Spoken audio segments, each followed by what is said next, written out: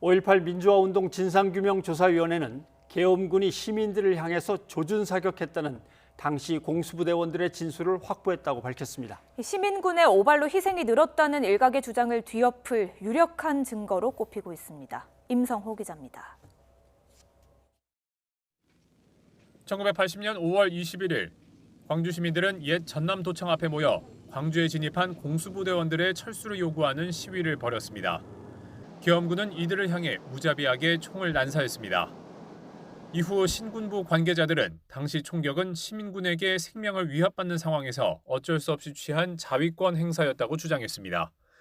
이 같은 주장을 뒤엎을 만한 유의미한 증언이 당시 부대원들 사이에서 나왔습니다. 당시 계엄군이 M60 기관총과 M1 소총으로 시민들을 조준 사격했고 저격수까지 배치했다는 진술을 5.18 진상규명조사위가 확보한 겁니다. 피해자들이 아닌 가해자인 계엄군의 진술로 조준 사격이 확인된 건 처음입니다. 5.18 당시 광주에 투입되었던 장사병들을 대상으로 방문 정사를 시행하여 M60 기관총을 설치했고 M1에 조준경을 부착하여 시민을 살상했다는 진술을 확보했습니다. 이는 시민군의 5인 사격으로 희생자가 들었다는 신군부 주장을 뒤집을 유력한 증거로 꼽힙니다. 그동안 당시 광주역과 광주교도소 등지에서 숨진 이들의 사망 원인이 시민군이 사용했던 카빈총으로 분류됐기 때문입니다. 총상 사망자들의 사망 원인이 일부 칼빈총 총상으로 분류된 의혹으로 진실을 풀어가는데도 실마리를 제공할 수 있을 것이라 기대합니다.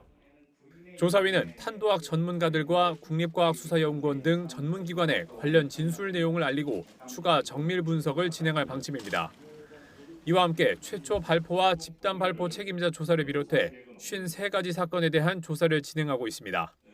조사위는 또 오는 하반기에는 계엄군과 경찰이 야기한 피해와 인권 침해, 피해자 탄압과 5.18 은폐 왜곡 조작 등에 관해서도 조사를 개시합니다.